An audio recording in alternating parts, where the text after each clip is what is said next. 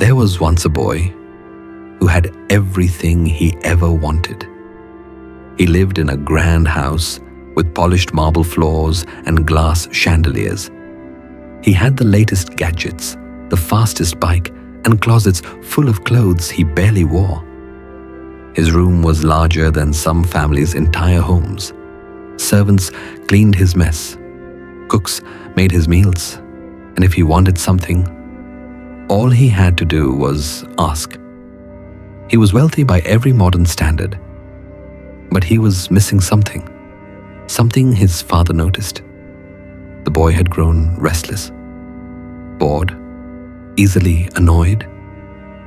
He complained when the Wi-Fi was slow, when the food wasn't tasty enough, when the maid didn't fold his shirt the way he liked. His father, a man who had built his wealth from the ground up, watched quietly and decided it was time.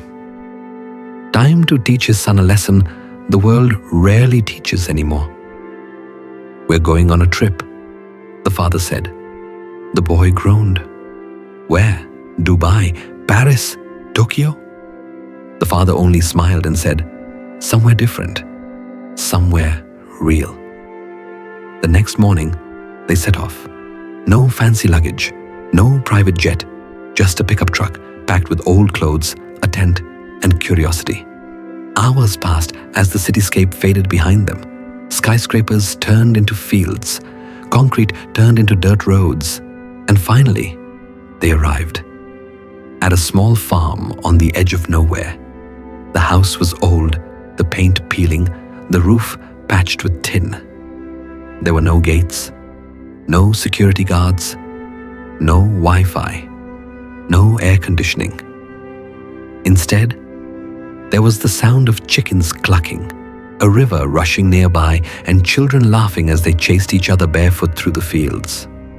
A family of 12 lived there, 3 generations under one creaky roof. Their clothes were simple, their shoes worn, but their smiles were wide, warm, and full of something the boy couldn't quite name. For 3 days, the boy and his father lived with them, not as guests, but as helpers. They fed the animals, carried buckets from the well, harvested vegetables from a dusty garden. At night, they sat around a small fire under the stars. No screens, no noise, just stories and stars. At first, the boy struggled. He missed his bed, his snacks, his phone. But slowly, something shifted. He began to laugh with the younger kids. He learned how to climb trees and catch fish with a stick.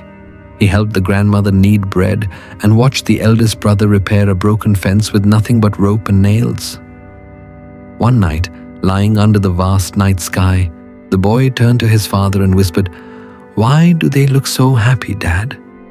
They don't have anything, but they seem like they have everything." The father didn't answer. He just smiled in the dark. On the drive back, the father asked, "So, did you learn anything?" The boy sat for a moment, then looked out the window and said, "That family is so lucky." "Lucky?"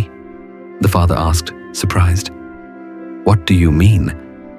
The boy turned to him and began to speak, not like a child, but like someone who had seen the world differently.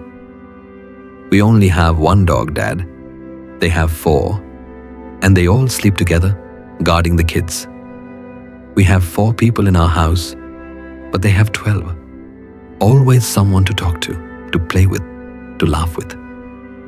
We have a pool in our yard, but they have a river that runs forever.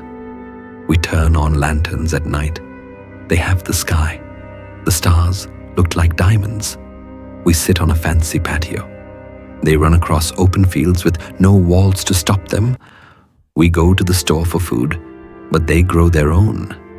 We have locks on our doors, but they don't need them. Their friends protect them. Their community protects them. They have nothing, Dad. But they are so rich." The father gripped the steering wheel, holding back emotion. The lesson he had hoped to teach had bloomed in his son's heart. not through words, but through life. And then the boy added softly, "Thank you for showing me how rich people live." Silence filled the car, but it wasn't empty. It was full of meaning, of realization, of growth. And perhaps for the first time, the boy understood. True wealth isn't in money. It isn't in marble floors, designer shoes, or the latest iPhone. It's not about things. It's about moments, connections, freedom, and love. You can have everything the world offers and still be poor in spirit. Or you can have very little and be rich in all the ways that matter. So, what does being rich mean to you? Is it what's in your pocket or what's in your heart? If this story touched your heart, share it with someone you care about and subscribe to Inspire Sphere for more stories that remind you. Not all riches shine. Some are silent. Some are simple. Some are invisible. But they're the ones that last forever.